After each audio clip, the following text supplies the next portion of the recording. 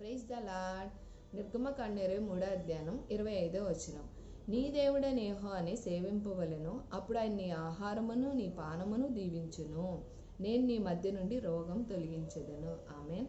అంటే మనం దేవుణ్ణి గనక ప్రార్థన చేసుకొని ఎటువంటి ఆహారం తీసుకుంటున్నా, ఎటువంటి పానీయం అంటే వాటర్ కానీ లిక్విడ్స్ ఏది తీసుకుంటున్నా సరే ప్రార్థన పరంగా తీసుకుంటే మన మధ్యలో ఉండే రోగాన్ని తొలగిస్తాను అంటున్నాడండి. అంటే మనం ప్రార్థన చేసుకుని తీసుకుంటే రోగం రాకూడదనే కదా? కాదండి. మనం ఎటువంటి ఆహారం తీసుకున్నా ప్రార్థన పరంగా తీసుకుంటున్నప్పుడు మనలో వస్తున్న రోగాన్ని ఆయన తొలగిస్తాడు. ఎందుకంటే మనం ఏ ఆహారం తీసుకుంటున్నా అందులో నాణ్యత లేకోకుండా కలుషితమైన ఆహార పదార్థాలు, మనకి ఏ రోగము ఫస్ట్ అనారోగ్యం వచ్చిందంటే ఆహార పదార్థం మూలంగా, లేదంటే వాటర్ మూలంగా. అది మనకి గనక వాటర్ సరిగ్గా లేకపోతే దగ్గు, జలుబు, జ్వరము, లేదంటే టైఫాయిడ్, ఇవన్నీ ఎలా వస్తాయి? వాటర్ సరిగ్గా లేకపోతే వస్తాయి. ఆహార పదార్థం మూలం కూడా ఫుడ్ పాయిజన్ అవుతుంది. ఫుడ్ పాయిజన్ ఎందుకు అవుతుంది? వాళ్ళు డేట్ అయిపోయినా అమ్ముతున్నారో, లేదంటే మనం తెచ్చుకుని వండుకున్న ఎంత జాగ్రత్త తీసుకుని తింటున్నప్పుడు కూడా అక్కడ ఎటువంటి కల్తీ జరుగుతుందో మనకు తెలియట్లా. ఏది తిన్నా కూడా తాగినా కూడా అందులో ఎంతో కొంత కల్తీ ఉంటుందండి. అంటే ఆహార పదార్థాలు మనం తీసుకోవడం మూలంగా అక్కడ కల్తీలో ఎక్కడో చోట అనారోగ్యానికి గురవుతున్నాము. గ్యాస్ట్రిక్ ప్రాబ్లం అని, షుగర్ అని, బీపీ అని, ఇవన్నీ ఎందువల్ల వస్తున్నాయి?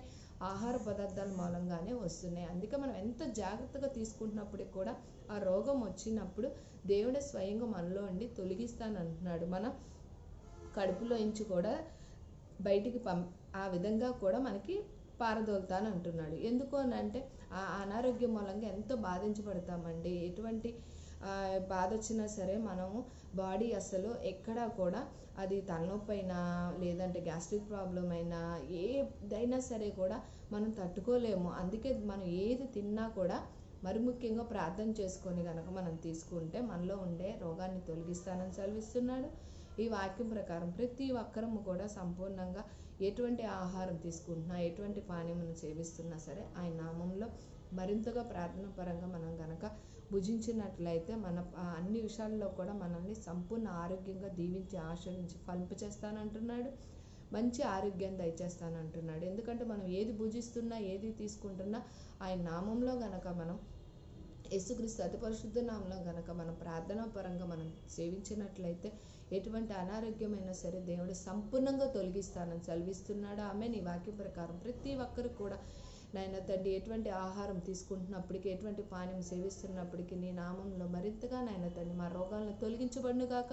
ఎటువంటి అనారోగ్యంతో ఉన్నారో నాయన తండ్రి ప్రతి ఒక్కరిని పేరు పేరున నాయన తండ్రి యేసుక్రీస్తు సర్వశుద్ధ నామంలో ముట్టి స్వస్థపరచబడును గాక.